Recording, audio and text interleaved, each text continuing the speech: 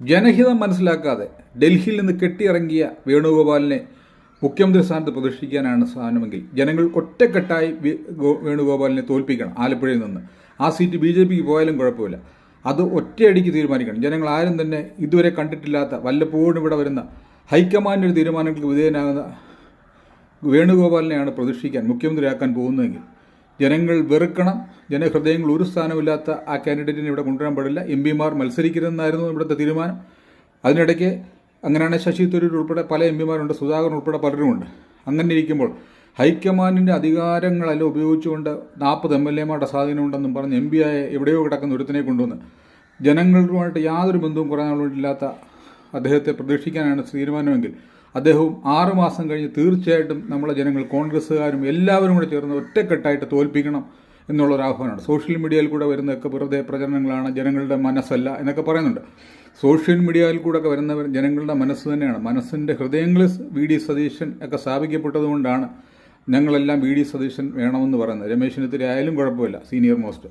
ഇതിനിടയ്ക്ക് ഒരു കാൻഡിഡേറ്റ് ഹൈക്കമാൻഡിൽ നിന്ന് വന്ന് ഇവിടെ കേരളത്തിൽ മുഖ്യമന്ത്രിയാകാൻ തീരുമാനിക്കുന്ന ജനങ്ങൾക്ക് ഒത്തിരി വെറുപ്പ് അദ്ദേഹത്തോടുണ്ട് എന്നുള്ള അദ്ദേഹം മനസ്സിലാക്കിയിരിക്കുക. അദ്ദേഹം ഹൈക്കമാൻഡ് 40 MLAമാരല്ല ജനങ്ങളാണ് ശക്തമായ പവറെന്ന് അദ്ദേഹം മനസ്സിലാക്കുക. അത് വീണ്ടും നിൽക്കുവാനാണ് തീരുമാനം. മുഖ്യമന്ത്രിയായിട്ട് നിൽക്കുകയാണെങ്കിൽ 6 മാസം തോറ്റമ്പോ എന്നുള്ളതിന് യാതൊരു സംശയമില്ല. ഓരോ ഉപതെരഞ്ഞെടുപ്പിലും അദ്ദേഹം ജയിക്കാൻ പോകില്ല. അദ്ദേഹം പിന്നെ നോർത്ത് ഇന്ത്യ വല്ലതും പോയി നിന്ന് ജയിക്കത്തേ ഉള്ളൂ. അത് കോൺഗ്രസിൻ്റെ അടിപതറിയുള്ള പരാജയത്തിന് അത് കാരണമാവും. ജനങ്ങളുടെ ഹൃദയമാണ് ഈ പറയുന്നതെന്ന് നിങ്ങൾ മനസ്സിലാക്കുക.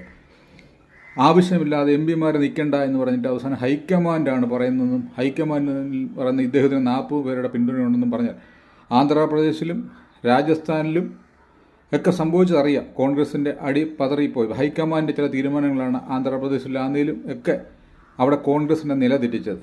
അവർ ജനസ്വാധീനമുള്ള കാൻഡിഡേറ്റ്സിനെ അവർ മാറ്റിയിട്ട് ഹൈക്കമാൻഡിൻ്റെ തീരുമാനങ്ങൾക്കനുസരിച്ച് പോയതാണ് കോൺഗ്രസിൻ്റെ പരാജയമെന്ന് നിങ്ങൾ മനസ്സിലാക്കുക. ഒരിക്കലും വേണുഗോപാലിനെ ജനം അക്സെപ്റ്റ് ചെയ്തില്ല. ഇതിനെ നയിച്ചവൻ ഓപ്പോസിഷൻ ലീഡർ സാധാരണ മുഖ്യമന്ത്രിയായിട്ട് വരുന്നതാണ് പതിവ്. അത് അല്ലെങ്കിൽ കേരളത്തിൽ കുറേ നാളുകൊണ്ട് പ്രവർത്തിക്കുന്ന ഒരാൾ വേണം. അല്ലാതെ MPമാർ വേണ്ടാന്നൊരു തീരുമാനവും നേരത്തെ ഹൈക്കമാൻഡ് എടുത്തതാണ്. MPമാർ അവസാനം നൂലിൽ കെട്ടി ഒരു MPയെ കൊണ്ടുവന്ന് ജനങ്ങളെ മുകളിൽ വെക്കണം. അവസരം അത് കണ്ട് അനിയത്തെ കാണിച്ച് ചേട്ടത്തി കെട്ടിച്ച സ്ഥിതിയാവുന്ന ചെറിയ പൂവക്കാല പറഞ്ഞതുപോലെ ആയ ഒരവസ്ഥയായിട്ട് തീരും. ഒരിക്കലും ഹൈക്കമാൻഡ് അതിന് മുതിരരുത്. ജനങ്ങളുടെ വികാരം എന്ന് പറയുന്നത് വളരെ വലിയ ശക്തമായ വികാരം തന്നെയാണ്. ആ വികാരം തന്നെയാണ് ഇപ്പോൾ പിണറായി ഗവൺമെൻറ്റിനെയും തൂത്ത് ഗവൺമെൻറ് അറിഞ്ഞത്. നല്ല പ്രവൃത്തികൾ കാഴ്ചവെച്ചാൽ ജനങ്ങൾ അംഗീകരിക്കും. ഒരിക്കലും ഒരു MP ആയി നിൽക്കുന്ന ആളിന് ഒരു MP സ്ഥാനവും പോയി ജനങ്ങളുടെ പൈസയാണ് പോകുന്നത്. ആലപ്പുഴ വീണ്ടും ഒരു ഉപതെരഞ്ഞെടുപ്പ് വരും. ചിലപ്പോൾ തിരിച്ച് കോൺഗ്രസിനോട് കയറാൻ പറ്റത്തില്ല. അവിടെ BJP ആയിരിക്കും വരുന്നത്, അല്ലെങ്കിൽ മറ്റെന്തെങ്കിലും പാർട്ടികളായിരിക്കും വരുന്നത്. അതിനാൽ ഒരിക്കലും ഈ